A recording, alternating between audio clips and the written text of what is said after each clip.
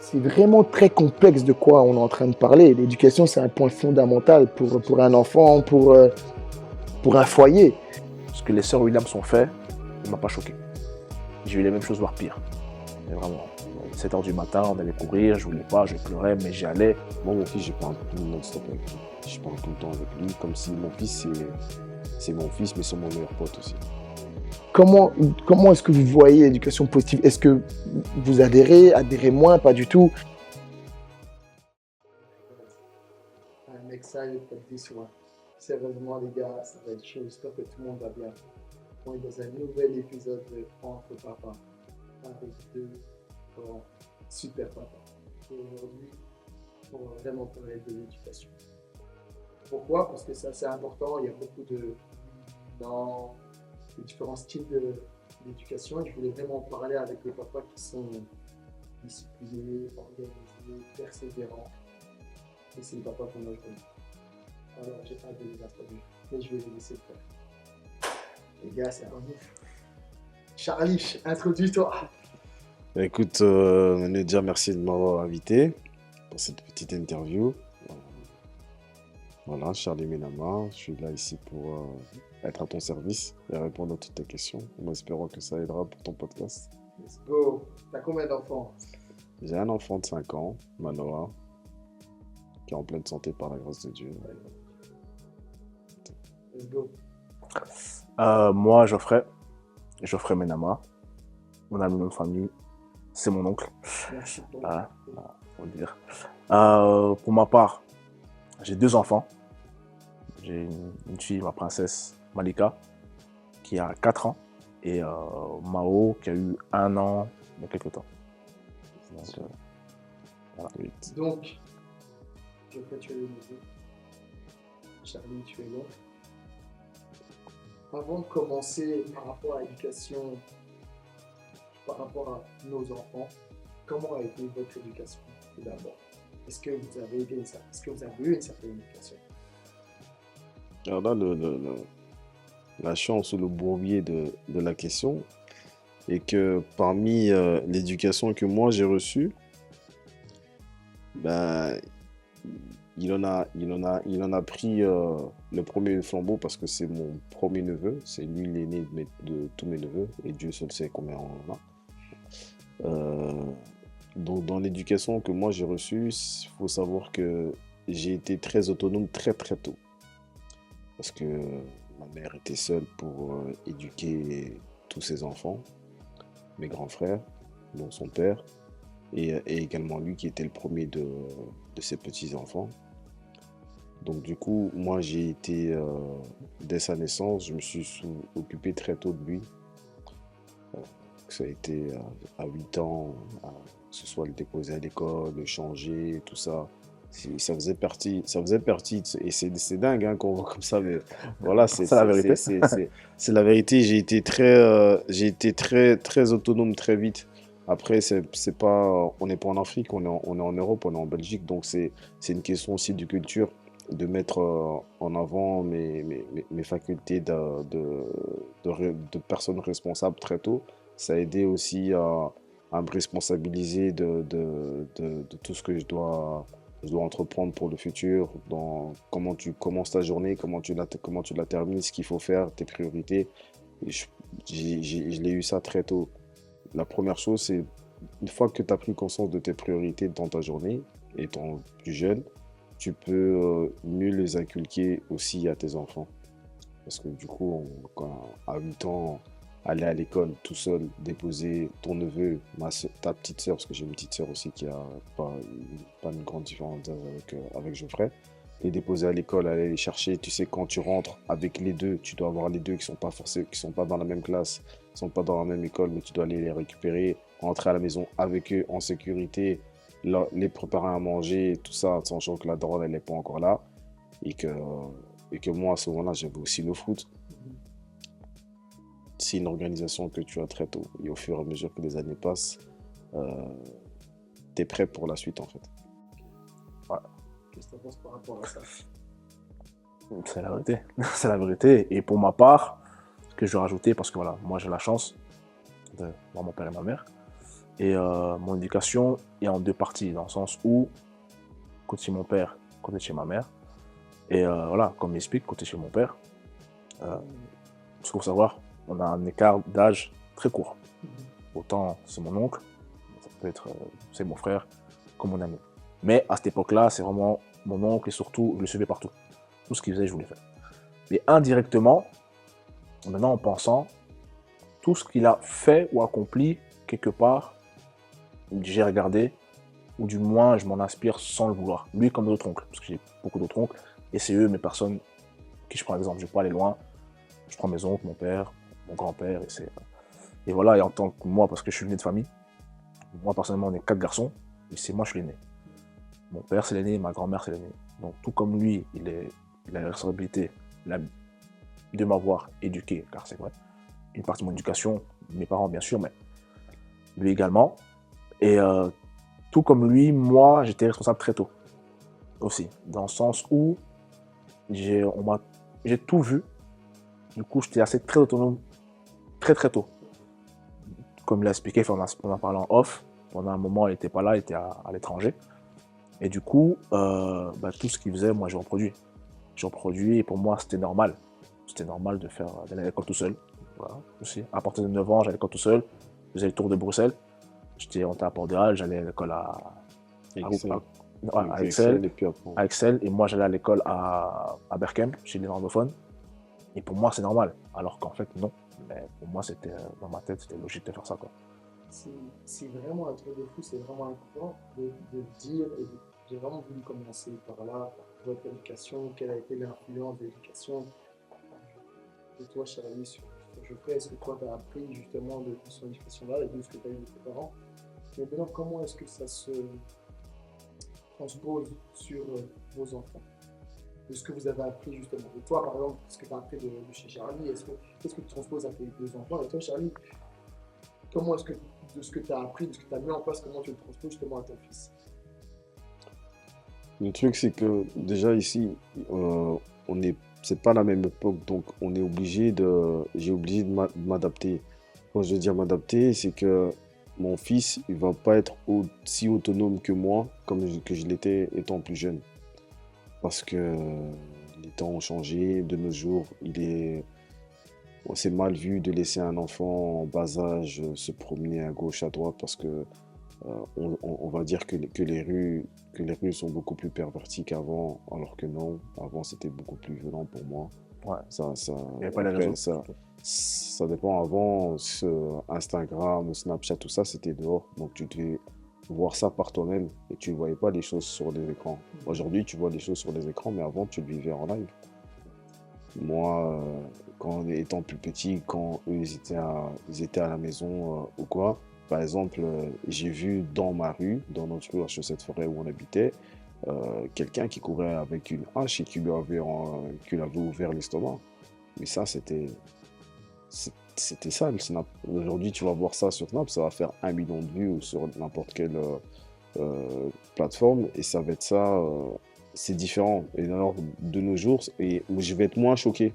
Alors, du coup, mon fils, ce qui est peut-être pas bon à faire, mais que j'essaye de le réduire, c'est de le préserver sur certaines choses, de dire, enfin, je le couvre, mais pas trop non plus, parce que je le mets en avant sur, va, tu dois aussi prendre ton envol sur le sport, à l'école, t'as pas besoin de moi, va, t'es un grand garçon, tu peux te débrouiller seul. Mais de l'autre côté, j'ai toujours un œil. Il y a aussi, euh, par rapport à moi, c'est que moi, la différence avec Geoffrey, c'est que Geoffrey a son père et sa mère. Moi, j'avais juste ma mère. Ma mère a joué les deux rôles.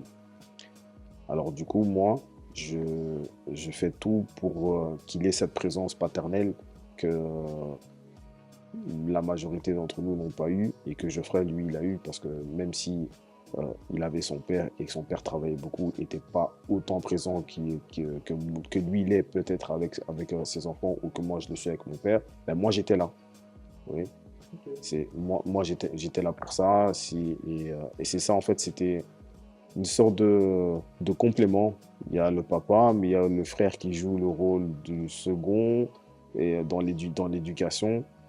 Du coup, avec mon fils, j'essaie de le préserver, mais en même temps, j'ai toujours un œil, je le laisse un peu prendre son envol, mais j'ai toujours un œil pour pas qu'il pour pas qu'il dérape, tu vois. J'ai toujours un œil, mais voilà, il faut faire les choses avec son temps aussi. Parce que les enfants de nos jours, il faut les laisser marcher seuls, mais il faut quand même avoir un œil un peu plus pointu dessus. Du moins, c'est ce que je trouve. Avec, l'évolution du temps, ça n'a pas forcément évolué du bon sens pour moi. Par rapport à moi, c'est un peu différent parce que moi, déjà, j'ai une fille. L'aînée, c'est une fille. Elle a fait à son papa. Et moi, en ce qui me concerne, envers elle, qu'elle a appris de moi, elle est aussi très autonome. Elle est assez caractérielle. Et moi, par contre, comme lui aussi, mais je l'explique beaucoup de choses à ma fille. Parce que les enfants de maintenant, surtout, sont très éveillés, comprennent tout très vite. Tu penses que non, mais en fait, c'est pas vrai. Ils comprennent tout très vite. Et vu justement les réseaux sociaux et autres qu'on peut voir de tout et n'importe quoi, vrai ou faux, je dois quand même tout décortiquer à ma fille et lui expliquer. Pas en faire trop pour le bourrer la tête, parce que c'est un enfant, là c'est un enfant, mais je la couvre, mais pas tant que ça. Après, je suis derrière, voilà, je lui parle tout le temps, tous les jours, voilà, faut savoir qu'on est à l'école, personne ne te marche dessus, t'es une princesse, voilà, on te fait pas ci, ça, hors de question. Quelque chose, tu dis papa est là, comme ça, elle est préparée, elle aussi, ok, elle sait qu'il y a des bonnes bases, parce que à l'école, pour un garçon, c'est vrai, mais pour une fille, tout ce qui est peut-être harcèlement, ou peu importe, plein de choses. Moi, je ne l'ai pas vécu personnellement, je ne l'ai pas vécu, mais sait-on jamais, du coup, je parle beaucoup avec ma fille. Et, mais c'est important, très important d'avoir une bonne communication, parce que voilà, tout simplement. Donc tu commences déjà à cet âge-là à commencer à parler Oui, à oui, elle a 4 ans, mais elle me comprend. Elle sait de quoi je parle, enfin, de quoi je parle. Elle me comprend, et je lui explique. Ok.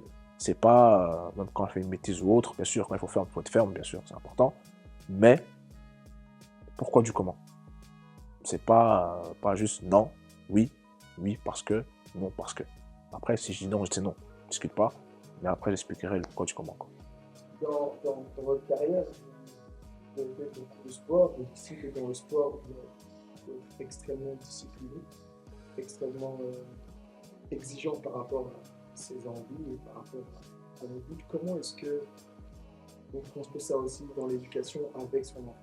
Justement, avec ce que tu disais, en voulant lui laisser son espace, mais en ayant toujours un œil, en sachant que toi, dans ta carrière professionnelle, tu as été sportif au niveau, tu as dû être exigeant avec toi-même, tu as su que c'était ton exigence qui t'a donné les opportunités que tu as eues.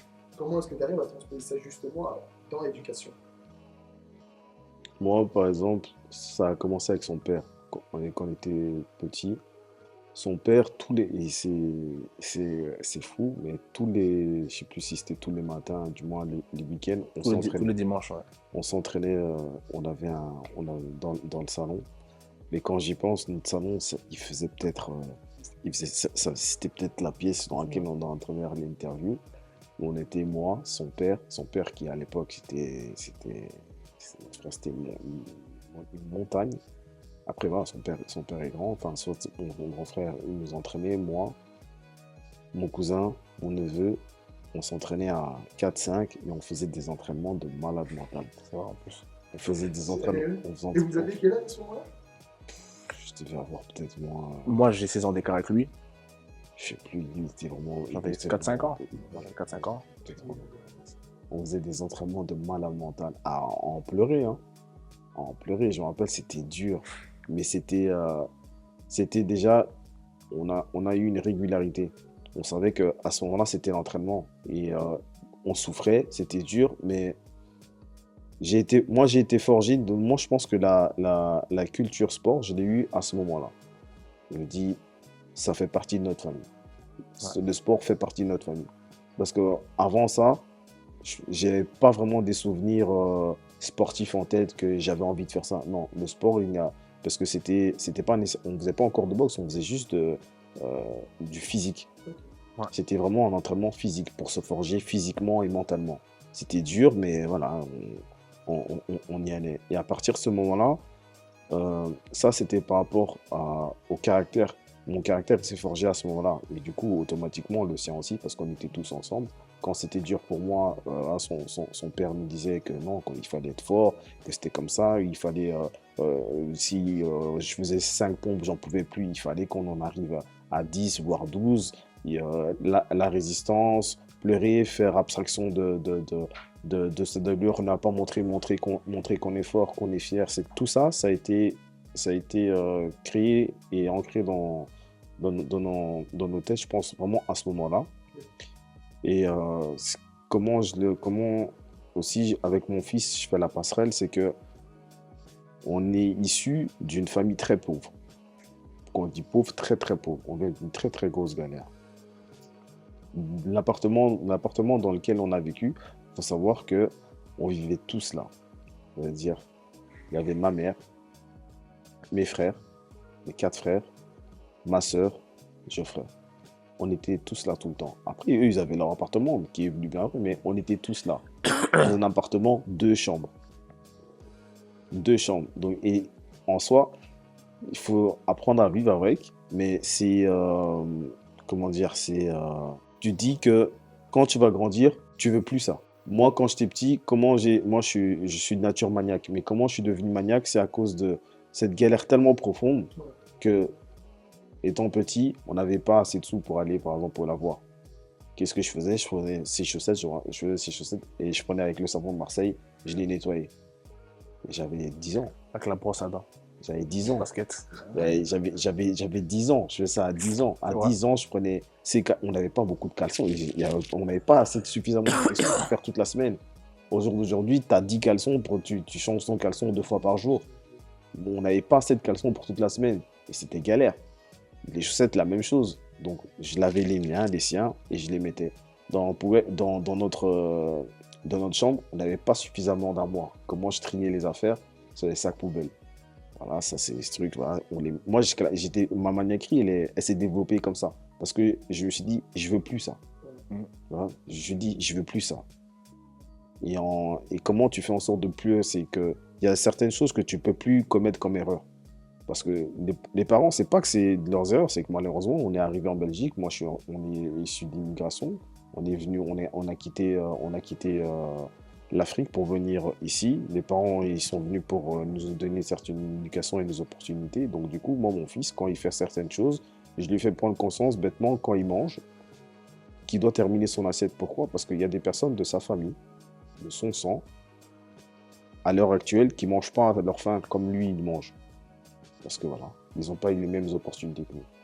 Donc, quand il dit, oh papa, je veux pas ça, mais tu manges.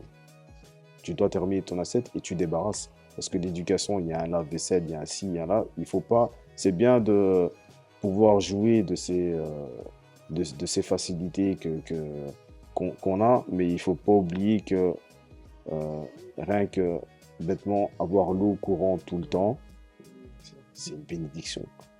C'est une bénédiction à un niveau où on ne se rend pas compte en fait. On ne se rend pas compte quand tu vas peut-être avoir 5 litres pour tout faire sur ta journée, pour te laver, te brosser les dents, toi, ton fils, et tu dois commencer à faire des mathématiques dans ta tête. On ne se rend pas compte. Et ton fils, quand il est là, papa, je vais à la douche, et il laisse couler 10 minutes, et toi, tu fais ça. Tu vois ce que je veux dire? Tu te rends pas compte que c'est 10 minutes que toi, tu fais couler la douche parce que tu veux, enfin, parce que tu es en train de faire autre chose, que dans d'autres pays, et dans ton pays d'origine, que je dis, mon fils est métis, que dans le pays d'origine de tes parents, de tes ancêtres, en 10 tout ce temps-là, ben, il y a peut-être 5 personnes qui auraient pris une douche. Donc automatiquement, il y a certaines choses de mon vécu, de notre vécu commun qui coulent ça va de soi. Bêtement, même dans les aliments, non, je ne veux pas manger ci, je ne vais pas manger ci, parce que tu as l'opportunité d'avoir tous ces fruits, tous ces légumes à portée de main, donc il faut que tu les consommes. Et je reviens sur ce qu'il dit, directement sans que tu poses la question. Moi, en ce qui me concerne, c'est exactement pareil. Moi, par exemple, je suis quelqu'un de très très simple. Dans le sens où, moi, par exemple, de l'eau, de la grenadine, je suis content. Pour nous, on a grandi comme ça.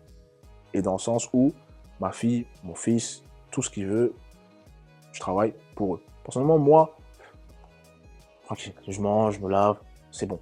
Mais ma fille, mon fils, mes petits frères, ma famille, dès qu'ils ont besoin de quelque chose, je donne. Moi, c'est pas grave. Eux, tiens, tenez. Parce que je sais ce que c'est de ne pas avoir. On sait. Mais surtout, une chose qui est importante, qu'il n'a peut-être pas dit, mais je le dis, on s'en est jamais plaint. Je dois pas, de l'extérieur, les gens ne savent pas. On ne va pas le montrer, je ne le montre pas. Tu sais même pas. Tu vas peut-être penser que j'ai peut-être beaucoup plus d'argent que toi ou ma vie beaucoup plus aisée que toi. Non, tellement qu'on est fiers et qu'on a été éduqués. Et Dieu merci, on est ici, on a tous nos membres, etc. On n'a pas le droit de se plaindre. Il y a quelque chose chez nous qui on déteste ça. C'est pour ça revenir sur ce qu'il disait concernant mon père.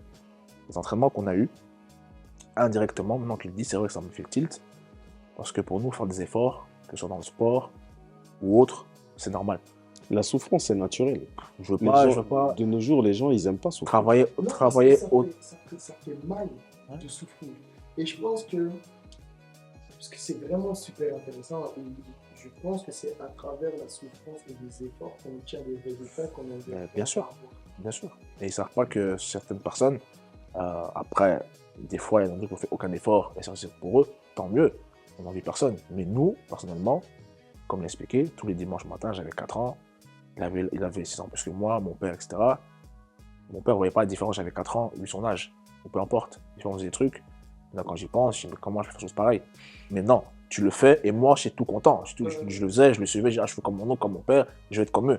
Dans ma tête, j'ai toujours voulu être comme eux. Et dans le sens où, dans le sport, le monde du travail, tout ce qu'on essaie d'entreprendre, jamais se plaindre. Et ça que moi, ma fille, pareil. On explique, tu te lèves, tu fais ça, tu brosses les dents, tu laves ton visage, tu ranges les affaires, etc., etc., etc. Parce que les enfants, des fois, ils sont totalement, je leur mets à l'ordre. Je lui explique que non, c'est comme ça, comme ça, comme ça.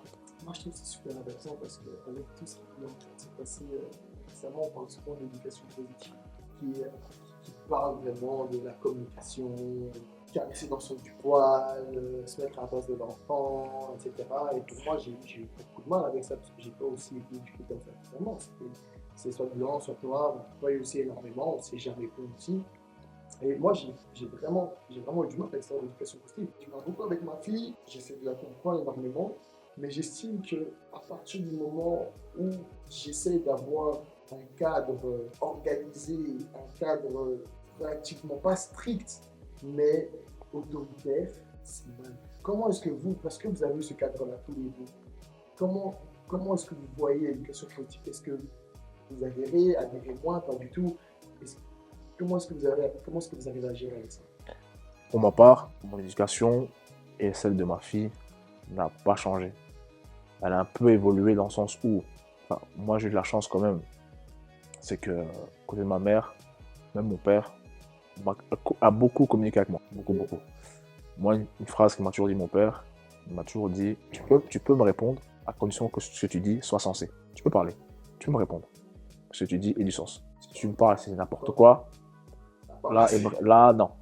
Là, non. Après, bien sûr, sont tes parents, tu réponds pas comme ça se fait pas. Non, jamais de la vie. Le respect, sont tes parents. Mais moi, j'ai de la chance que mon père m'a beaucoup laissé m'exprimer. Mais j'ai toujours eu c'est mon père, donc certaines choses, j'étais, limite, ouais, une peur. C'est mon papa. Quand je vois mes petits frères répondre à mon père, je deviens fou. Parce que voilà, j'ai un écart avec mes petits frères, du coup, avec eux, il est complètement cool, donc c'est moi un peu le gendarme. Mais sinon, moi, j'ai eu la chance de m'a laissé pas mal. Et en me laissant, moi j'ai eu de la chance, en me laissant, j'ai su voir directement quoi, comment. Après, comme je dis, il me bloquait quand il voyait que là non. Là, il était sévère. Du coup, avec ma fille, pareil. Après, bon, très petite, elle a 4 ans. Mais là, à ce niveau-là, moi, j'ai pas changé par rapport au réseau, tout ce qui se passe ou autre, positif ou pas, non. À mon sens, vu que, comme nous, on a été éduqués, je vois que c'est pas mal. Du coup, je continue sur le même lancé. Moi, c'est totalement différent parce que lui, il a eu mon frère, tu vois. Il a eu mon frère, il a eu sa mère aussi. Moi, j'ai juste eu ma mère. Mais du coup, ce que moi, je fais avec mon fils, c'est que j'essaye d'avoir ce que son père avait avec lui. Moi, mon fils, je parle tout non-stop avec lui. Je parle tout le temps avec lui, comme si mon fils, c'est mon fils, mais c'est mon meilleur pote aussi. C'est aussi mon meilleur pote parce que malgré qu'il a 5 ans, j'ai eu des conversations avec lui. Je- et c'est aussi peut-être pour ça que mon fils est quand même un peu avancé, évolué, parce que je parle avec lui comme on parle ici. Je n'utilise pas des termes gaga ou quoi, non, je parle avec lui comme un adulte, avec des termes d'adulte. Depuis qu'il Et en si, depuis qu'il est enfant. Et quand bien même il y a certains mots qui sont un peu plus compliqués, ben, j'essaye de le développer. Et il comprend. Et du coup, il peut avoir, demain, mon fils peut être ici, et faire une interview et il va parler comme nous. Parce que depuis qu'il est bébé, je ne parle pas gaga avec lui. Euh, du coup, le fait de communiquer avec lui comme ça l'aide à lui à ne pas garder quoi que ce soit en lui. fort, c'est pour ça. Par exemple, parce que moi, quand j'étais plus petit, il y a voilà, le fait que j'avais pas de père, j'avais juste ma mère, il y a certaines choses, tu sais, t'as pas trop envie de dire à ta maman, parce que c'est ta maman, t'es un peu gêné. Moi, j'ai jamais dit à ma mère, à part quand j'avais peut-être la vingtaine, que j'avais une copine. Ouais, voilà. Tu vois. Mon fils, il a 5 ans, il me dit, papa, j'ai une amoureuse. Tu vois, papa, j'ai une amoureuse, elle est comme ça, elle m'amuse.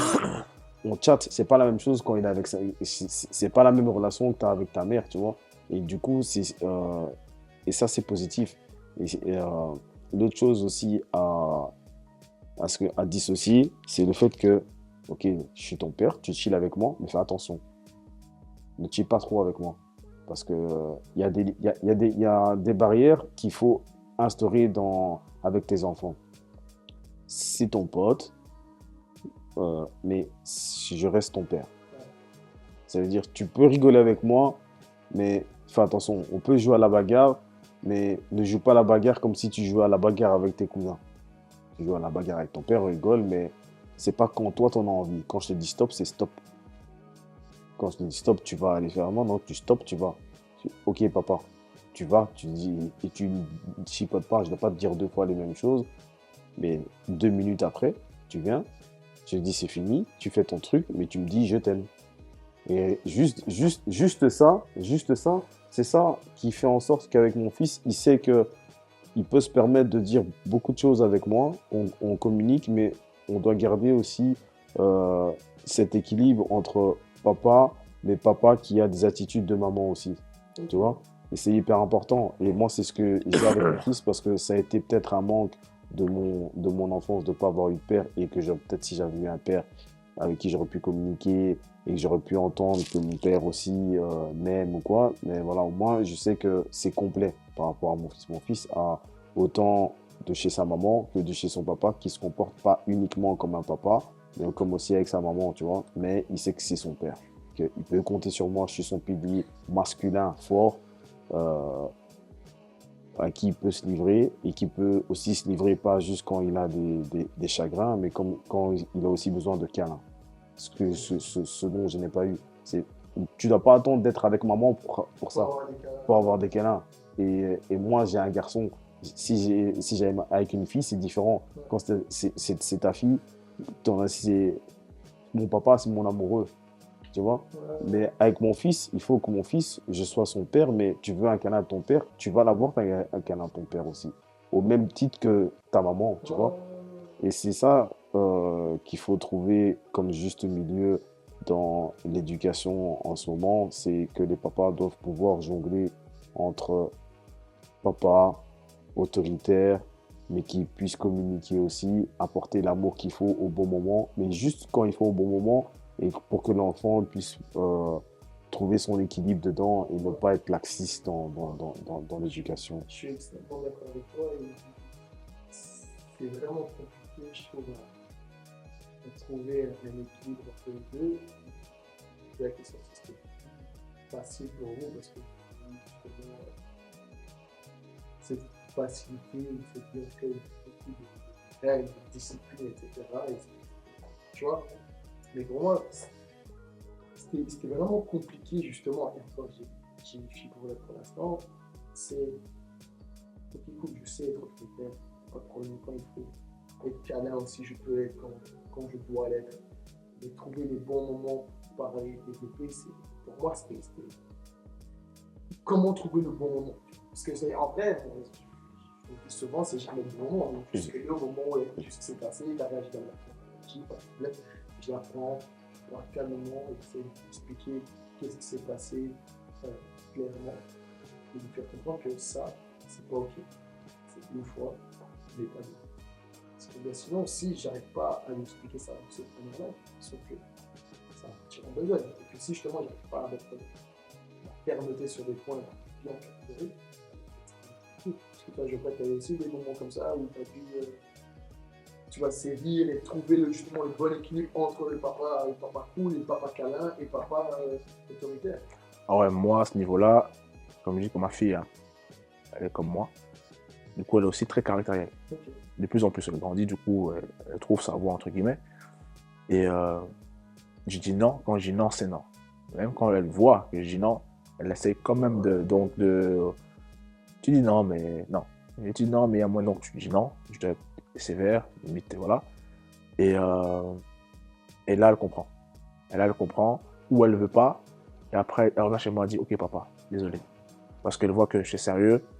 Au début, elle ne veut pas, elle joue un peu, elle insiste. Après, elle voit que je suis ferme là-dessus, elle est triste. Et puis, elle dit, papa, ok, c'est vrai. Désolé, j'ai fait moi un câlin également. Et... Mais comment est-ce que vous arrivez? Est-ce que c'est facile pour vous parce que justement vous avez éduqué de la manière dont vous avez été éduqué? Est-ce que c'est compliqué? Parce que c'est nos enfants, c'est notre chair, tu vois. Et c'est ce que je disais dans l'épisode précédent, c'est que pour moi c'est compliqué de. Enfin, c'est pas compliqué, j'arrive à dire le non, mais ça fait mal au cœur de dire non à ses enfants. Ah oui. Par rapport à ça. Comment est-ce que, par rapport à ce que vous avez vécu, comment est-ce que vous avez justement à transposer ça aussi? Et est-ce que c'est plus facile pour vous de dire non et d'assumer ce qui se passe après, peu importe les caprices qui s'est passé? Parce qu'en plus, on a une fille, donc on sait que c'est facilement les caprices, les papas s'il te plaît, papa câlin, etc. Ouais. Bisous. Comment est-ce que tu fais pour pas tomber en sachant que tu as eu une éducation assez stricte? C'est vrai que c'est... Non, c'est compliqué parce que moi, c'est vraiment la fille à son papa. Ouais. Du coup, je lui donne tout. Donc, à ne pas faire. Même si on veut tout donner, on donne tout. Ouais. Il faut rester quand même, il faut soi-même serrer son cœur. Non, non, non. Parce qu'après, comme ils sont très, très intelligents, ils savent ce qu'ils font. On ne pense pas, ils savent très bien ce qu'ils font. Du coup, ils peuvent prendre leurs airs ou essayer indirectement avoir des manquements. Ouais. Et c'est là où il faut sévir. Il faut sévir, il faut trouver le bon timing. Tu ne sais pas dire là oui, là non. Ouais. C'est au feeling. C'est au feeling, là non. Là, ok, là non, tu arrêtes. C'est comme ça. Donc, il n'y a pas de mode d'emploi. Ouais, parce que c'est du cas par cas. Tout dépend de la situation, de l'enfant, de ton point de vue, de comment tu te sens, de comment elle se sent. C'est une situation, voilà, c'est du cas par cas. Donc, je ne peux pas donner un exemple ou dire fais ça, parce que chaque enfant, chaque parent est différent. Parce qu'au final, tu vois les effets. Tu vois concrètement ce qui se passe. Par exemple, mon fils, il y a plein de fois où j'aimerais me poser et chiller, regarder un film avec lui. Et on est bien, on est sur le canapé, on est bien. Mais il doit aller au lit, parce que demain, il a l'école. Et lui-même, il sait qu'on passe un bon moment. Et qu'il n'a pas envie d'aller au lit. Et qu'on est en train de passer un moment où on kiffe tous les deux.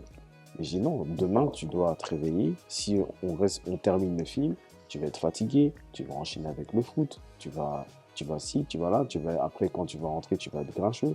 Donc, tu dois lui expliquer pourquoi tu fais ça. Et c'est ça aussi l'évolution, c'est que de nos jours, la communication avec ton enfant elle est importante parce que ton enfant il doit comprendre pourquoi tu fais ça. Pas juste dire non, voilà, parce que tu as envie d'être autoritaire et lui dire non, c'est comme ça et pas autrement, c'est tout sans pouvoir argumenter.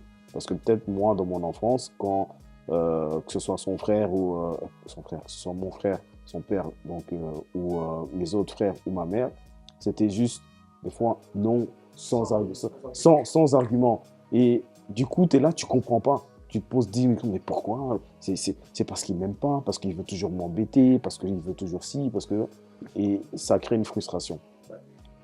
Cette frustration, il faut l'enlever par la communication. Donc mon fils, quand je lui dis non pour quelque chose, je lui donne l'explication. Ou quand je vois qu'il va dans sa chambre, il est fâché ou quoi, et que je lui pose la question, pourquoi tu es fâché? Il dit non, je suis pas fâché. Je dis, si tu es fâché, dis-moi pourquoi tu es fâché. À ce moment-là, quand je vois qu'il n'est plus au salon ou qu'il n'est plus dans son espace de jeu, je vais le chercher, je le pose sur moi, je lui dis, écoute, Si je te dis ça, c'est pour ça. Donc, ça ne sert à rien de t'énerver. Papa, il fait pas ça pour t'embêter. Papa, il fait ça parce que tu dois comprendre que quand on rentre, tu dois d'abord faire ça, faire ça. Tu dois d'abord faire un peu les devoirs parce que depuis qu'il est 2 ans, je lui dis que quand on termine l'école, même malgré qu'à l'école, tu apprends à compter, à la maison, il faut que tu comptes encore plus. Comme ça, tu seras encore plus en avance sur les autres et tu vas être intelligent. Parce que si tu es intelligent, quand tu seras plus grand, tu vas aider à papa, tu vas aider maman, tu vas pouvoir faire ci, tu vas faire ça. Tu comprends pourquoi je te dis ça? Donc, tu ne dois pas râler sur papa, tu ne dois pas partir de ta chambre, parce que je dis ça pour toi. Quand je te laisse son espace divertissement, à jouer, à regarder peut-être Netflix, jeunesse ou jouer à la Switch ou quoi, au moment où je te dis non, c'est parce que sinon, tu vas avoir mal à la tête, tu vas être fatigué et c'est pas bon pour toi. Je te donne un plaisir, profite de ce plaisir-là pendant le temps que je te donne, mais après, tu dois te concentrer sur autre chose, parce que c'est pas comme ça la vie. Moi, j'aimerais bien dormir aussi, pas aller au travail. Papa, il aimerait bien rester à la maison dormir. Mais pourquoi je travaille? Pourquoi papa il travaille? Pourquoi papa il travaille autant? Parce que tu sais très bien qu'on est tous les deux. Papa, il a 3 travails. Et tu sais très bien. Parce que quand papa il va travailler, après, t'aimes bien quand on part en vacances, on prend l'avion. T'aimes bien quand on fait ça. Ah oui, c'est vrai. Alors, ce moment, il comprend. Mais il faut aller loin, des fois, dans l'explication pour que l'enfant comprenne vraiment, tu vois. Et c'est encore différent avec un garçon et une fille parce que le garçon, il se met à la place de son père. Il sait que toi, en tant qu'homme, mon papa, il travaille beaucoup pour pouvoir faire ça par après. Tu vois, c'est différent encore avec une fille parce qu'une fille n'a pas la même position qu'un papa quand elle va grandir. Tu vois, elle n'aura pas ces choses-là à gérer vraiment. Après, avec l'évolution, des fois, oui, tu es obligé, mais de base, Logiquement, non. non. Tu vois, logiquement, non. Mais tandis qu'un garçon, si. Parce que j'apprends à mon fils que tu vas devoir assumer beaucoup de choses. Tu vas devoir travailler. Et si tu veux travailler et être bien dans la vie, tu dois faire ça, tu dois faire ça, et c'est pas plaisant. Alors, Moi, je trouve que c'est d'où on vient, et justement, avec la personne avec qui on a un enfant, c'est extrêmement difficile, je pense, d'accorder les différents styles d'éducation. Et pour moi, je viens, la compagne elle vient aussi de bien, et de fusionner les deux, par contre, trouver une seule fois l'éducation, c'est extrêmement compliqué. Et pour moi, il y a beaucoup de communication, essayer de comprendre son monde, je pense qu'elle a aussi essayé de comprendre mon monde à moi, d'où je viens. Et pour moi, le fait de mettre ma patte dans le style d'éducation que j'aimerais avoir, je trouve qu'on doit le faire ensemble, c'est obligatoire. Mais est-ce que pour vous, ça a été compliqué de mettre en place votre style d'éducation, surtout en ayant dit Bah, pour ma part, j'ai la chance que non, pas spécialement, parce que la mère de nos 2 enfants, on a plus ou moins, grosso modo, la même éducation, la même culture, du coup ça aide quand même pas mal, et dans le sens où on communiquait beaucoup concernant les enfants, et surtout quand je disais non, oui, papa a dit non, papa a dit non, c'est pas vraiment maman, non, papa a dit non, sans que je sache, et inversement pareil, maman a dit non, maman a dit non, je me suis dit, je sais pas c'est quoi, je vais pas aller contre.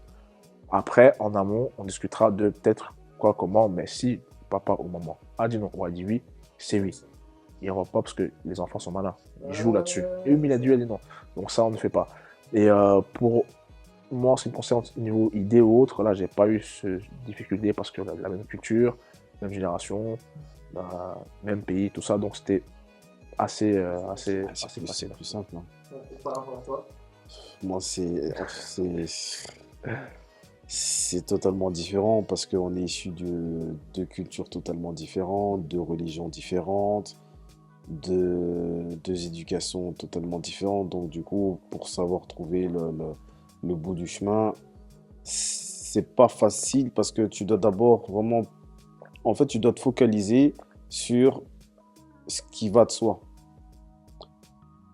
De base, un truc qui est basique, c'est que si papa il dit non, c'est non. Si maman elle dit non, c'est non.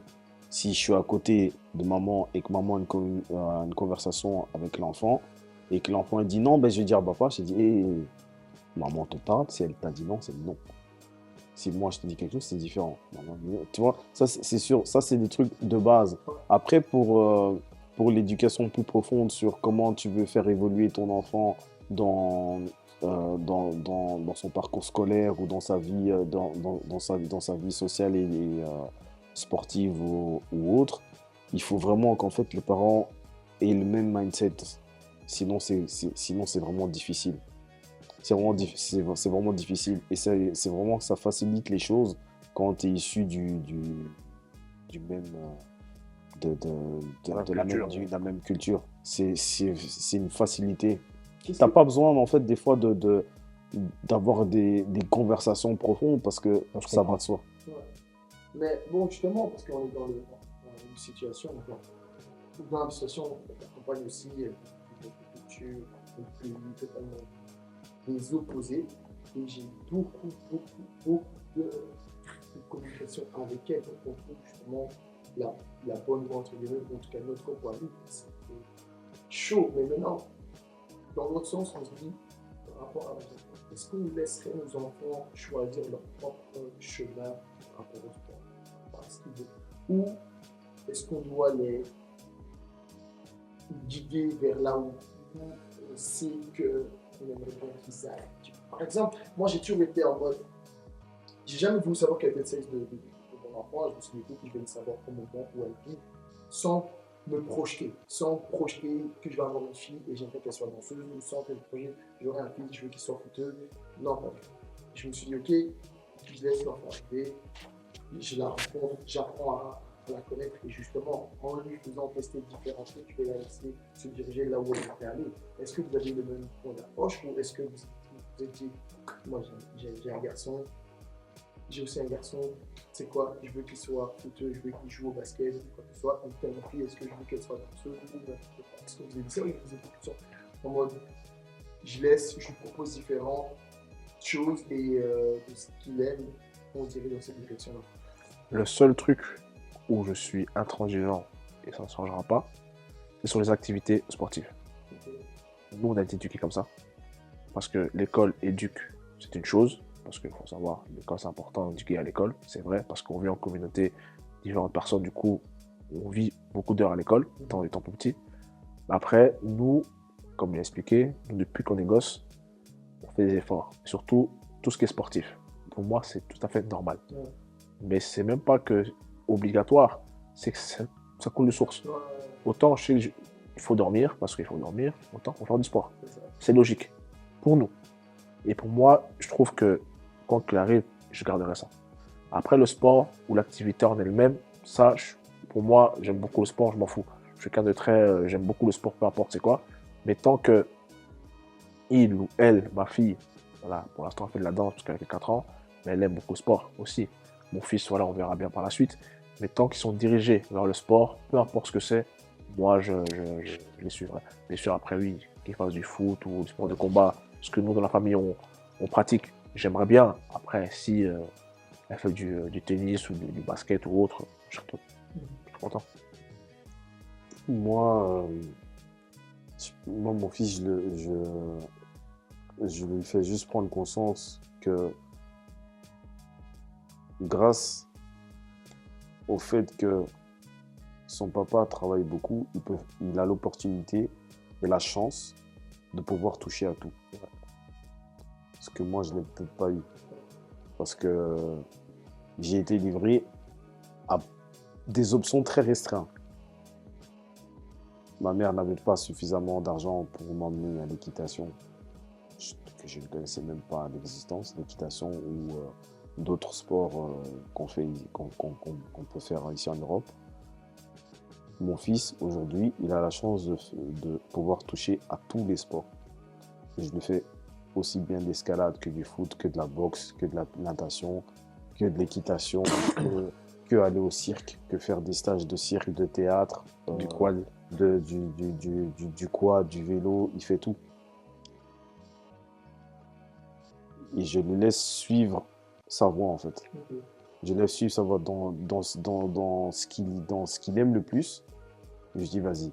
Mais je lui dis sois le meilleur dedans. Ouais. Parce que je lui dis tu fais quelque chose, donc je lui montre tout, mais je lui fais comprendre tu dois être le meilleur dedans. N'importe quoi.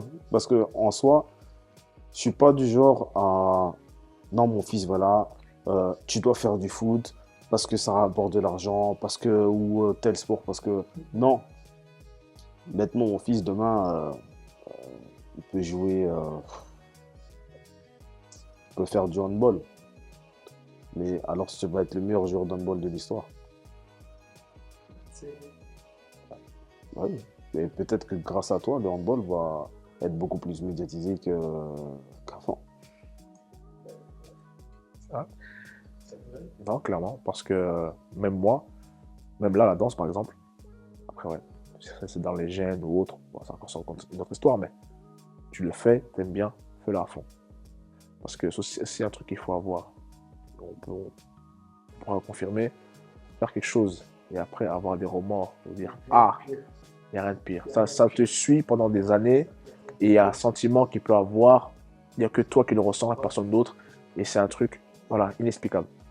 Donc, déjà de ça, de un, mais de deux aussi, le contraire, c'est que tu fais un truc, donne-toi à fond. Ne baisse pas les bras parce que, oh, d'accord, c'est dur. Tu aimes, donne-toi à fond. Donne-toi les moyens. Sois le meilleur. Et surtout, justement, le fait que la réussite de ça, la joie que ça procure, aussi c'est inexplicable. Autant l'inverse, les remords et tout, ça peut te ronger, mais la joie de ça aussi, c'est un truc, ça t'appartient à toi, et après c'est un bonheur. Donc tu le fais, donne-toi à fond, sois le meilleur, et pleure pas. Et surtout que de nos jours, on a des enfants, nos enfants, que ce soit ta fille ou la fille ou, ou mes petits-enfants, Ta petite fille, ils ont l'opportunité d'avoir la chance d'avoir des parents qui peuvent leur offrir des cours privés ou des stages. Des stages. Moi, j'avais pas ça. Lui, j'étais au parc. il est au parc, mais je veux dire, encore ça c'est différent. Parce que, en soi, le meilleur stage, c'est jouer au parc. La vie, ouais. Ça c'est par rapport, mais c'est pas pour tout. Ouais. Par exemple, en sport de combat, si tu ne vas pas aller au parc, aller te battre avec tout le monde pour apprendre à encaisser, non. Mais par rapport au basket ou des sports urbains, le meilleur stage, ce sera dans la rue. Mais je veux dire, pour d'autres sports, non. Quand je veux dire, ça c'est par rapport à ce que tu ne créeras pas dans une académie. La rue va te l'apprendre. Mais ce n'est pas la rue qui va t'apprendre à te forger physiquement. Moi, je peux prendre un coach qui va faire en sorte que mon fils se renforce au niveau des ligaments. Nous, on a des problèmes articulaires et ligamentaires. Je vais pouvoir prendre un coach qui va faire en sorte d'entraîner plus mon fils sur ça. Comme ça, il n'aura plus ce problème-là.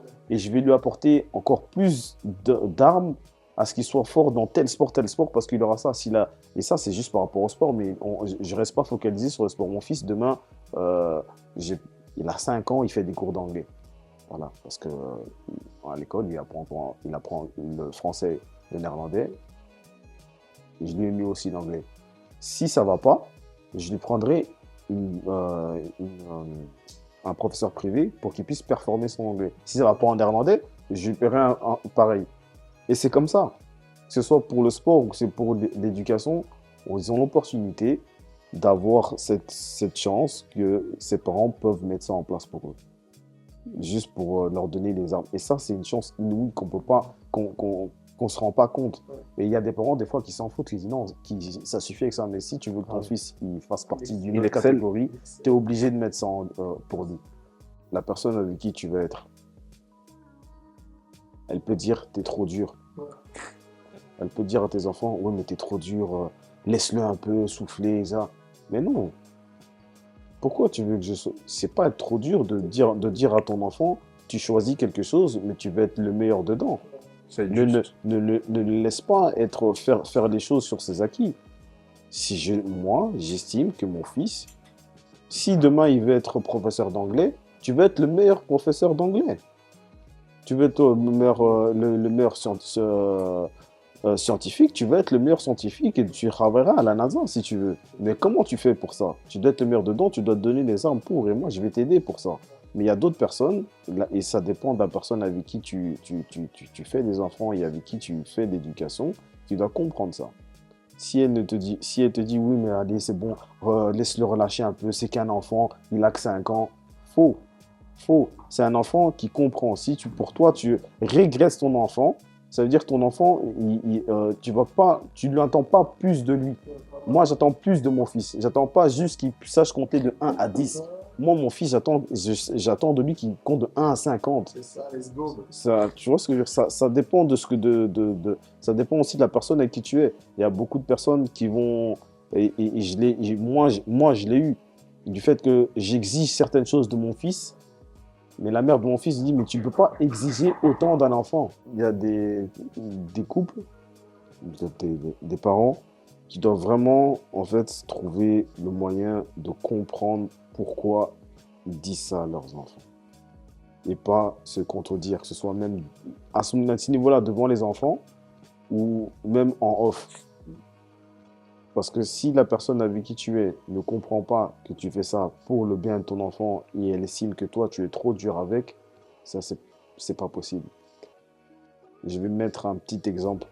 Après peut-être que tout le monde n'aura pas la référence, mais quand on regarde le film des sœurs Williams, le père était hyper hard avec ses filles.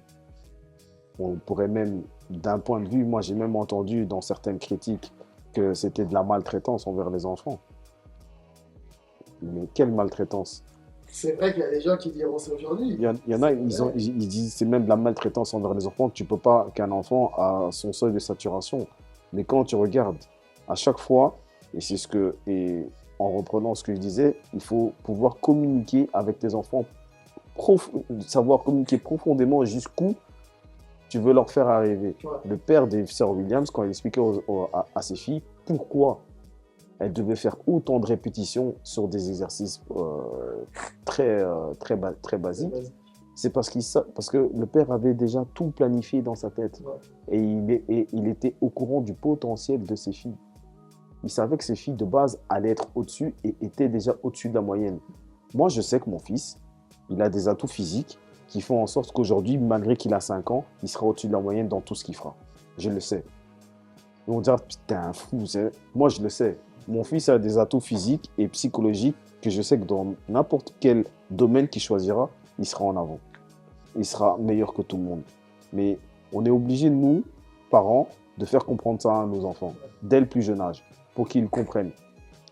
Mais les deux parents doivent comprendre ça. Et pas se dire, oh, non, mais t'abuses, c'est trop de pression. Mais oui, mais tu verras les retombées par après. Clairement. Et c'est bien qu'il donne ce point de vue-là parce que moi, je l'ai vécu pleinement. Okay. C'est-à-dire que je joue au foot en amont. Je joue au foot pour toute mon éducation. Ça, je parle des questions sportives. Dans le foot, après, tout ce qui est sport de combat, pour nous, c'est normal. Lui, il a fait sa profession. Moi, c'était plus un hobby, j'aime énormément.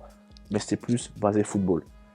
Et tout ce qui était en dehors du terrain, j'avais un talent inouï, naturel, dont je ne me rendais pas compte, parce que pour moi, c'est normal. C'est normal. Pour d'autres, non. C'est normal. Et, arrivé à un certain âge, je grandissais, j'avais un de mes oncles qui m'entraînait. Ce que les sœurs Williams ont fait ne m'a pas choqué. J'ai eu les mêmes choses, voire pire. Mais vraiment, à 7 h du matin, on allait courir, je voulais pas, je pleurais, mais j'y allais. Il m'entraînait, on était au parc, il prenait des branches, je faisais tac, tac, tac, des trucs. Tu dis, mais un enfant, logiquement, il ne peut pas faire ça. Alors que non, c'est pas vrai. Il n'y a pas de règlement à ce niveau-là. Qu'est-ce qu'ils peuvent pas. Tu connais ton enfant, tu sais ce qui est bon pour lui, ce qu'il ou elle peut faire. Tu le sais. Seul toi est juge. Après, pas aller dans l'extrême, mais tu sais juger ça. Et qu'actuellement, malheureusement, les gens sont très dans la critique facile, selon eux, vue de l'extérieur, d'accord? Ils disent, oui, mais ça, non, ça se fait pas. Non, non, non. Nous, notre culture, et surtout nous, on ne va pas faire les victimes, mais nous n'avons pas le choix que d'être tout simplement meilleur. Et ça nous fait notre force. On ne se plaint pas. Je dois être le meilleur, c'est comme ça. Il n'y a pas plan A, plan B. Plan A, sois le meilleur. C'est tout. Tu as gagné, tu es préparé pour, tes attributs physiques, ok, ça ne te suffit pas après, entraîne-toi, fais en sorte d'être le meilleur. Ne te plains pas. Je suis désolé parce que d'où vient ma prochaine question, c'est comment est-ce qu'on peut imposer, le terme est bon, comment imposer ce style d'éducation-là aux personnes externes. Là maintenant, le truc c'est dans votre famille, donc c'est déjà imposé, mais quand vous êtes confronté à des personnes qui pensent que vous êtes trop externe, comment imposer votre idée d'éducation à ces personnes? Pour leur poser la question, qu'est-ce que vous voulez de vos enfants? Vous voulez qu'ils se situent où dans la vie, vos enfants? Quelle classe? C'est même pas le cas. Oui, si. Parce que Il y a- comme il a Ouais, expliqué, mais vous voulez que ton fils soit quoi? nous, on vient d'issus, comme il a expliqué, de base, une situation limite précaire. D'accord? C'est ce que je ne pas avoir. Mm. Dans notre tête, on le sait, il l'a dit, bon, on ne se l'est pas dit, mais si quand même, plus jamais de notre vie, au niveau de notre arbre généalogique, nous voulons que X et Y personne ait à ce niveau-là à nouveau. Ce sera un échec. Mon oncle, il m'a dit, son grand frère, je veux que tu sois meilleur que moi. Pourtant, il était au basket au niveau en Belgique, c'est des références au monde du basket, au monde du sport. Il m'a dit, tu es mon neveu, mais tu es mon fils, je veux que tu sois meilleur que moi. Tu dois être meilleur que moi. C'est ce que moi j'ai mon petit frère, c'est ce que je dis aussi à ma fille. Parce que de génération en génération, on veut que la classe de la famille monte. Au niveau social, au niveau mindset, au niveau culturel, au niveau tout. On veut qu'on s'enrichisse. Parce que si tu restes laxiste, parce que comme dit, pas oublier, on n'est pas en Afrique, on est en Europe. On est né ici, on a grandi ici, etc. Européens, d'accord. Ok. Mais, on va pas se mentir, si tu n'es pas numéro 1, on va pas te donner ce qu'il faut. Parce que, oui, c'est bien, mais lui, il fait comme toi, ça va. Pourquoi toi donc lui? Donc, impose-toi, sois le meilleur, sois la meilleure. Ne te plains pas. Après, eux, ils vont voir ta méthode comme un truc de fou. Et c'est là où ils reviennent là-dessus. Ok, mais tu veux quoi pour ton enfant? Nous, on sait ce qu'on veut. Pour nous tous. Voilà, parce que je suis 100% d'accord. Et en plus de ça, tu te dis que qu'est-ce que tu veux vraiment en sachant. Surtout quand tu sais que tu viens de rien ou de vraiment très peu. Et que tu sais ce que c'est de ne pas avoir. Parce que tu vois, on se dit, les gens qui ont des sous, les gens qui ont une cuillère en or dans la bouche, est-ce qu'ils sont vraiment humbles? Est-ce qu'ils savent ce que c'est de ne rien avoir? C'est vraiment une question que je me pose, que je pose aux gens, parce que c'est bien de dire non, je sais ce que c'est de ne rien avoir alors que tu as toujours tout eu. Pour moi, rien que le fait d'avoir une chambre tout seul, c'était déjà un luxe. C'était un luxe. Et quand je constate qu'il y a beaucoup de gens qui ont leur chambre seuls dès leur plus jeune âge, je me dis, oh, mais toi, tu as déjà eu une autre vie. Je sais pas ce que c'est de dormir par terre, de dormir sur des lits, comment tu dis ça, superposés, cassés.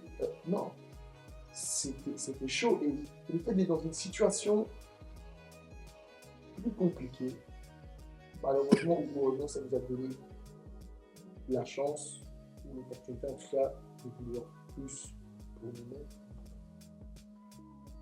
Et maintenant, je me pose vraiment la question de comment trouver l'équilibre pour justement être dur au bon moment, être flexible au bon moment, savoir parler, c'est tout en laissant justement ce monde ouvert. Parce que moi, c'est tout ce que je fais, les gars, depuis le début, je fais qu'écouter, parce que je suis une éponge, parce que vous m'inspirez énormément et vous inspirez beaucoup de chants. Et c'est vraiment très complexe de quoi on est en train de parler. De toute façon, c'est un point fondamental pour un enfant, c'est profond. Pour un foyer. Surtout quand on est on n'a pas une relation de deux cultures totalement différentes. On a tel qu'il a eu ce qu'elle a eu dans sa vie. Donc l'effort n'est pas fourni de la même manière. Mais un jour ou l'autre, adulte va être livré à elle-même. Et si on ne donne pas les clés et la force de faire de extra move, de extra effort pour aller justement plus loin, et malheureusement. Tu sais, moi, mon père m'a toujours dit une phrase depuis tout petit, je ne comprenais pas. Parce que, comme il a expliqué aussi, mon père m'a toujours parlé, comme on dit, français dès le plus jeune âge. Adapte-toi à moi, je ne m'adapte pas à toi. Déjà, il était comme ça déjà. Wow. Donc, comme il me parlait, j'actais à comprendre. Et j'ai compris parce que moi, comme je l'ai expliqué, j'étais l'aîné. Donc, ceux avec qui je traînais, il faut dire ce qu'il y a, des amis, mais moi, les gens avec qui je traînais, c'est lui. Ouais. Si je veux en parler de mon cercle fermé, c'est lui, ses potes qui sont venus aussi, mon pote ou autre, mais toujours des gens plus âgés que moi. Ouais. Maison, j'ai dû m'adapter. J'avais moi, mon cousin, j'ai mon jumeau, on a toujours été à deux, avec les gens plus vieux. On a dû s'adapter. Eux, ils n'étaient pas chez nous, vu que c'était en minorité, ils voulaient nous suivre, adapte-toi. Je dis ça, il est parti au parc, on était au parc, je voulais sortir, il me dit ok, tu me suis, et je vais suivre. Il ne m'attendait pas. Mais moi, je kiffais aussi. Ouais, c'est ça, Et c'est je ça. kiffais, et il me laissait parce qu'il savait que je suivais aussi. Ouais. Je savais suivre, malgré l'âge que j'avais. Mais c'est aussi, pour revenir là-dessus, une phrase mon père m'a toujours dit, je n'étais pas encore parent ni autre, et des fois, j'ai des choses, vu qu'il m'allait toujours laisser de la réflexion, mais des fois, quand c'était trop, je me disais non, là, c'est bon, stop. Il me dit, une phrase que les pères africains disent toujours, tu vas grandir, tu vas comprendre. Et maintenant que je suis papa, dans plein de situations, ou autres, on va encore aller plus loin, quand il y a des conflits entre parents et nous, voilà, pour ma part, j'ai pu voir certaines scènes ou autres. Et quand tu es un garçon, tu es plus côté maman, et inversement. Du coup, le papa, généralement, n'est pas celui qui parle beaucoup, comme tu es plus avec la maman, parce que normalement, je dis pas normalement, c'est le papa qui fournit des efforts, comme expliqué, que c'est un garçon, travail et autres, du coup, tu es plus amené à être avec la mère, qui t'éduque, entre guillemets. Et du coup, je vois certaines choses. Donc, indirectement, tu prends parti. Et mon père, concernant ça et autre chose, m'a toujours dit, tu grandis, tu vas comprendre. Tu seras plus grand, tu vas comprendre. Et maintenant que je suis pas un, Tu mais, comprends, hein? mais que je suis père, Je comprends, ouais. j'aime ma mère, hein, plus que tout le monde.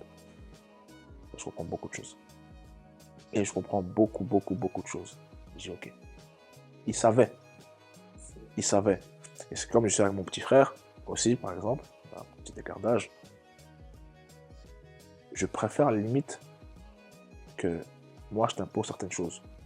Que tu me haïsses à cet âge-là, et je dis, tu vas grandir, tu vas comprendre. J'ai eu la même chose. Je ne comprenais pas avec mon père certaines choses que tu disais.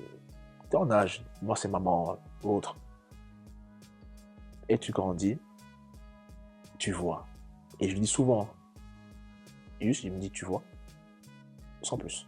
Mais est-ce que je comprends les fondamentaux, c'est super important, mais non, dans lequel nos enfants vont être dans 20 ans.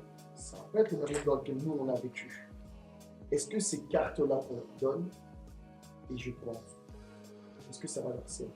Et in my opinion, je pense que ces cartes-là de détermination marchent. Bien sûr. Bien sûr. Et que je suis en train vraiment de me poser la question et de réfléchir en même temps, parce que c'est... Tu vois, nos parents, ils ont grandi d'une certaine manière, ils nous ont éduqués, on a appris ce qu'on a fait de bon, on transpose ça sur nos enfants.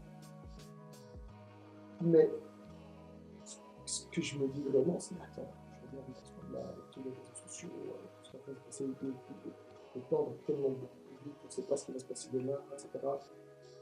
Est-ce que vraiment cette manière de faire est la bonne?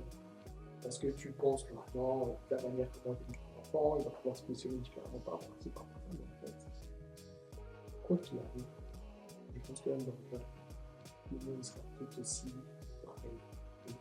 Et que tant qu'on peut intégrer cette graine de persistance ou d'effort, de toujours vouloir aller plus loin et de ne jamais lâcher, je pense que c'est une question. Et moi, le seul truc que j'essaie vraiment de mettre, je pense que c'est le seul truc, c'est de lui donner, de lui faire comprendre que la vie, c'est aussi prendre des risques à n'importe quel niveau, de lui faire comprendre ça, prends des risques et le outcome de ce que tu vas ressentir, non, pas du tout. Parce que tu réussisses ou que tu rates, au moins tu sais que tu as pris le risque et tu sais pourquoi tu as raté. Et la prochaine fois que tu vas prendre le risque, tu vas réussir. Moi, pour moi, c'était ça le plus important. Parce que je me suis dit, écoute, je suis prêt à écouter les différents styles d'éducation, pas de problème, mais le truc qu'il faut absolument cultiver, c'est vraiment celui du risque et celui de juste prendre des risques pour ça. Et de Et vivre. d'aller jusqu'au bout des choses. Certes, et là, franchement, parce que plus que le Covid, j'ai dit non, tu dois vraiment faire la confiance. Tu dois lui dire qu'il doit être le meilleur. Tu dois lui dire d'aller plus loin, de faire un step en plus parce que tu dois savoir lui faire comprendre que les autres, ils ne vont pas avoir la force de faire le step en plus. Donc toi, si tu le fais, bah déjà, il y a une longueur d'avance. Et certes, à 3 ans ou à 4 ans ou à 5 ans, tu penses que c'est minime. Mais comme Kobe Bryant il le dit, sur le long run, c'est toi, tu vas avoir combien d'années d'avance sur eux tous. Et surtout, je reviens là-dessus, surtout, quand tu dis la vie actuelle, tout ce qui se passe, tu as de moins en moins de cadeaux. Tout ce que tu fais est pointé du doigt. Tu peux vite monter, vite descendre. Alors si ta base, tes fondamentaux ne sont pas solides, tu auras des ups and downs, comme tu dis. Si les fondamentaux ne sont pas solides, peu importe où tu es, la situation, travail, sport, passeport ou l'avion en général, tu vas tout lâcher, tu vas t'ébranler. Et c'est là où on parle de tout ce qui se passe maintenant, allez, la santé mentale et autres. Non, c'est les nouveaux trucs, c'est hype, c'est les nouveaux trucs qu'on ne voit pas. Santé mentale et autres. Je suis d'accord, c'est vrai. Mais si ta base, ton B à bas, n'est pas solide, ton disque dur, je prends ton exemple. Voilà, on a grandi ensemble, ceux qui savent, qui ne savent pas. Tu avais un poster dans ta chambre de Jordan. D'accord. Les vrais savent, attention. Ouais, t'avais un poster de Jordan dans ta chambre. Un grand poster. Sa mentalité, ou là, ce qu'elle a laissé dans le monde du sport, jusqu'à présent, tout le monde prend son exemple. C'était en 1990. On prend sa mentalité, tout ce qu'elle a accompli. Pourtant, ceux autour de lui, on dit lui, il est fou. La façon dont tout ce qu'il fait, comment il s'entraîne, comment il traite les gens, c'est un truc de fou. Mais jusqu'à présent, toute génération confondue, on parle toujours que de lui. C'est pour ça que je dis que reste, quand tu as une idée en tête, et quand tu sais, quand tu es dans le bon, même quand c'est dur, même quand on te voit comme un fou, ou pour tes gens, les autres, l'extérieur, qui ne sont pas dedans, te voient comme un fou, c'est pas grave. Tant tu sais que surtout que tu as une bonne conscience, tu dors bien, et que tes parents sont heureux, frères et sœurs sont chill, le reste, c'est quoi? C'est pas grave. Ouais, pareil, je rejoins la même Emmaline, c'est ça. Après, comment dire, je me dis que c'est comment, par exemple, pour revenir à la question de base, comment faire prendre conscience ça à d'autres personnes ou donner à d'autres personnes l'envie, c'est tu veux que ton enfant fasse partie des gens qui vont goûter au gâteau ou pas. Parce que des fois, il n'y en a pas pour tous. Moi, je veux pas que, imaginons, je vais imaginer quelque chose. Ton fils est dans une classe, il y a un gâteau pour 10 personnes, mais dans la classe, ils sont 18. C'est les 10 meilleurs qui prennent le gâteau. Ton fils, il fasse partie des 10 meilleurs ou des autres? Pourquoi tu voudrais qu'il ne fasse pas partie des 10 meilleurs? Tu dois dire à ton fils, tu dois être dans les 10 meilleurs qui vont prendre le gâteau. La vie, elle est comme ça. Il n'y a pas de gâteau pour tout le monde. Il n'y a pas de gâteau pour tout le monde, sinon tout le monde serait riche. C'est vrai. C'est pour ça que malheureusement, Donc, tu dois faire en sorte d'être parmi les 10 qui vont manger du gâteau. C'est ça qu'il faut dire. Non, tu veux que ton fils ou ta fille soit quoi? C'est comme demain tu as une annonce. En étant nous des autres, demain tu as une annonce. Travailler dans une société X. Cette société X dit voilà, on prend les 50 premiers qui font ci, qui font ça. 300 participants. Il n'y a pas 300 places. Il y a 50 places. Moi, je suis parent, je veux que mon fils soit dans les 50. Je veux pas qu'il soit dans les autres, tu vois ce que je veux dire? Et encore, on prend l'exemple ici, c'est tout. Tous les trois. Commencez par toi. Dans le monde du mannequinat et autres. Top modèle. parce que tu es humble, etc. Mais tu es une des figures de ce monde-là. Tu en as vu des choses. Tu en as vu des choses. C'est un monde, voilà, tu en as vu beaucoup, beaucoup de choses. Tu t'es imposé. Tu as eu certaines choses que les gens ne voulaient pas que tu aies. Tu les as eues. Moi, dans ce que je fais dans le monde du sport, je me suis reconverti dans le coaching. Je suis coach sportif et je suis aussi instructeur. Les salles de sport, par exemple, on te met quelque part, tu remplaces. Après, si les clients, parce que c'est le client qui est roi, eux ils décident de te garder. Moi, quand je vais quelque part, les gens le savent ou ne savent pas, je vais quelque part, ils ne donnent pas la chance que je te remplace. Je vais là-bas, je tue ton cours. Tout le monde va revenir. Et ça, je peux le dire, garantir. Parce que, j'aime ce que je fais, je me donne corps et âme, j'ai la chance, on a la chance de faire ce qu'on aime, qui malheureusement, certains parents ou autres ne l'ont pas, mais doivent subvenir à leurs besoins. Donc, ils font des choses invraisemblables pour que tu aies à manger. On a la chance de faire ce qu'on aime, plus ou moins. Quand tu vas, t'arraches tout. Maintenant, il y a deux trucs que j'aimerais par rapport à ça, parce qu'on parle d'éducation et c'est vraiment super inspirant. Tu vois déjà le gars qui va regarder la vidéo, qui va dire ah mais moi je n'arrive pas à le faire.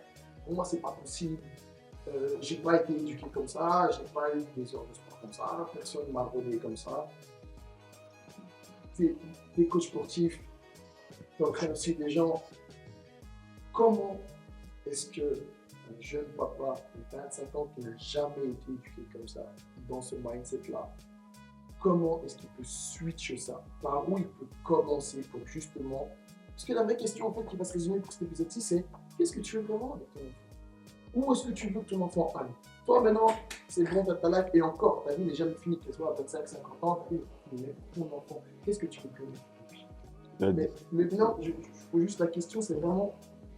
Si la personne n'a pas ce mindset-là, qu'elle n'a jamais eu ce mindset-là d'être éduqué en tant que le meilleur, et de vouloir éduquer son enfant pour qu'il soit le meilleur. Comment est-ce que quel est le conseil que vous pouvez lui dire pour commencer cette manière-là? Parce que c'est super inspirant et il y a 1000 personnes qui vont dire moi aussi je vais éduquer mon enfant comme ça, mais je ne sais pas par où commencer. Moi, je leur dirais, par exemple, regarde-toi. Si, par exemple, ces personnes-là n'ont pas beaucoup d'ambition, si moi, j'avais été le meilleur, même en étant le meilleur, je ne me dirais jamais je suis le meilleur. Demain, regardez, que ce soit Karim Benzema ou Michael Jordan, ils sont les meilleurs dans ce qu'ils font. Ça a été les meilleurs du monde, que ce soit Zidane. Mais ils ne se sont jamais dit, ouais, c'est moi le meilleur. Ils ont toujours voulu performer pour être encore plus haut qu'ils ne sont. Moi, je pars du principe où tu veux que tes enfants soient meilleurs que toi. C'est mon principe, je pars de ce principe parce que c'est ma mentalité, c'est mon éducation qui a fait en sorte que, je sais pas, mais si je suis une personne qui n'a pas été mise dans ce moule-là depuis sa tendre enfance, je me dis juste que au niveau où moi je me trouve, j'aimerais que mon enfant fasse ça en mieux. Pas le meilleur, mais fasse ça en mieux. Juste, fais juste en sorte que tes enfants fassent certaines choses, que ce soit la chose la plus minime, mais en mieux. Si c'est pas en mieux, correctement. Si c'est pas en mieux, juste faire en sorte, attendre ton enfant qu'il fasse quelque chose de bien. Mieux que toi. Ou au même titre que toi, si toi, ce que tu as fait, c'était déjà bien. Juste ça, je pense que... Et se mettre ça en tête, se le faire tourner et de le digérer de la façon dont tu veux. Mais en soi, je pense qu'aucun parent, que ce soit femme ou papa, qui va se dire « Ouais, mais moi, j'ai pas la force, j'ai pas... » À partir du moment où tu as un enfant, ça veut dire que déjà, tu as la force de donner la vie à quelque chose. Donc, tu fais déjà quelque chose de mieux. Parce qu'à partir du moment, à moins que ce soit un accident, bien sûr, ça c'est encore différent. Mais à partir du moment où c'est consenti entre un homme et une femme, ça veut dire que tu mets déjà au moins quelque chose de mieux. Et même pour revenir à ce qu'il dit, je vais aller encore beaucoup plus loin et beaucoup plus simple. Tu as un enfant, d'accord? Tu travailles tous les matins. Tu as la chance de travailler tous les matins. Pour moi, je ne peux pas concevoir. Tu te lèves tous les matins, tu vois ton enfant et tu dis, je veux que ce soit un loser ou une perdante. Non, juste pas normal. Juste le fait d'être parent, déjà, c'est un bonheur absolu. Les gens pensent qu'il faut avoir, oui, la société fait que. Enfin, non, tu penses que tu dois avoir certains biens ou certaines choses. Non, juste le bonheur d'avoir ton enfant. Parce que c'est pas bien tout le monde. Tout le monde ne peut pas. Non, Il y a beaucoup de gens qui. Voilà, c'est une bénédiction ultime. Pour moi, c'est la bénédiction ultime. Pour moi, tu as des enfants, ta vie est réussie. Parce que le reste, c'est matériel. Donc ça t'illumine, ça change tout. Hein. Mais ça change absolument tout. Tu as ton enfant, tu rentres du travail ou une facture ou une galère ou peu importe. Tu vois ton enfant c'est bon, ça. tranquille. Donc, vu que tu as ça, tu sais c'est quoi que la vie de parent. Enfin, tu sais c'est quoi la vie tout court. Tu ne voudras pas que ton enfant ait ou subit ce que tu as subi en mal. Tu veux que son bien. Donc, tu vas faire en sorte, tu vas le mettre dans les conditions pour qu'il ou elle fasse le step en plus, ou du moins, tu vas essayer de le mettre dedans, même si tu ne l'as pas de base. Mais pour lui, tu fais cet effort-là. Parce que quand tu achètes des fournitures scolaires ou autres, c'est pour ton enfant, c'est pas pour toi. Si, voilà, on va dire, t'es pas obligé, entre guillemets. Mais tu le fais pour que il, elle ait les armes pour que ce soit mieux pour elle, mieux pour lui, pour que ça avance. Donc, si tu n'as pas cette mentalité-là de base, le fait d'en avoir, ça change complètement. C'est vrai, comme on dit, quand tu n'as pas ton enfant, tes oncles et autres, Ouais. c'est beau, c'est bien, tu l'aimes. Ah, ça sera Ok. pas pareil. Mais quand tu as ton enfant, dans un autre cercle, tu vois la vie différemment. Mais tout. Donc, Ouais, voilà. c'est pas pareil. Il a dit un truc important. Après, ça rentre peut-être pas vraiment dans le mood de la question. Mais bêtement, moi, avant que j'ai mon fils, j'ai plein de neveux. Enfin, le premier, Ouais. je pouvais toujours dire que je l'aime comme mon fils ou j'aime ses frères ou ses cousines comme mes propres enfants. C'est pas pareil. C'est pas pareil. On peut pas, je peux pas dire que c'est un amour qui est moins. Non, c'est juste C'est que pas pareil. quand tu as ton enfant, moi, j'étais la personne que j'étais avant d'avoir mon enfant. Le jour où j'ai eu mon fils, j'ai changé du tout au tout. Ma vie, tu sais, c'est comme un puzzle que tu n'arrives pas à terminer ou que tu n'arrives pas à trouver les morceaux manquants. Je savais où je voulais en venir. Je voyais la fin du puzzle. Et je sais où je veux en venir. Si tu ne sais pas où tu veux en venir à partir du moment où tu as un enfant, c'est qu'il y a un endroit où il y a un gros trou. Et, voilà, pour moi ça, c'est une clairvoyance qu'on ne peut pas passer à côté. À partir du moment où tu as un enfant, ta vie, tu vois clair. Tu sais pourquoi tu te lèves le matin. Tu sais pourquoi tout ce que tu fais, c'est pour par l'enfant. rapport à ton enfant. Tout ce que tu fais. Moi, quand je sors d'ici, je sais ce que je vais faire, à quoi ça va me mener, tu vois. Si tu fais quelque chose quand tu sors de chez toi, à partir du moment où tu as un enfant et tu fais ça juste voilà, parce que tu sors, il y a un souci. Pour moi, ça c'est mon avis personnel. Pour d'autres personnes ils vont voir, bah, non, t'abuses et ça. C'est propre à moi. Après, voilà, les personnes qui regardent ma vidéo disent, ouais, il va un peu loin. Non, moi, quand je sors le matin, je sais que sur tous les boulots que j'enchaîne, toutes les activités que je fais diverses à part mon travail fixe, c'est parce que j'ai un enfant. Sinon, ma vie ne serait pas comme ça. Pareil. Sinon, ma vie ne serait pas comme ça. Je serais peut-être pas ici en train de parler avec toi. Tu vois, si j'avais pas de gosse, je parlerais pas avec toi. On ne serait pas ici en train de faire cette interview. C'est parce que j'ai un enfant et c'est parce que je fais toutes les choses que je fais avec mon enfant qu'on en est là à avoir ce genre de conversation, tu vois. Ouais, c'est clair. Mais pareil pour moi.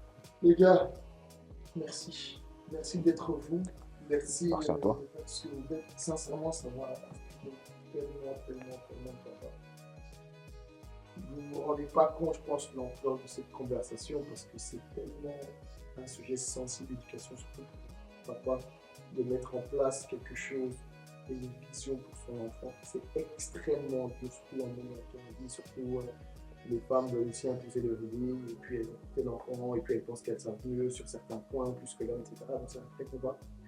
Et je vous remercie d'avoir vraiment partagé ce moment-là, parce que, encore une fois, on était entre papas aujourd'hui, et on s'est dit la vérité. Donc les gars, je vous remercie. Merci à toi. Et on se retrouve au prochain épisode. Les amis, les gars.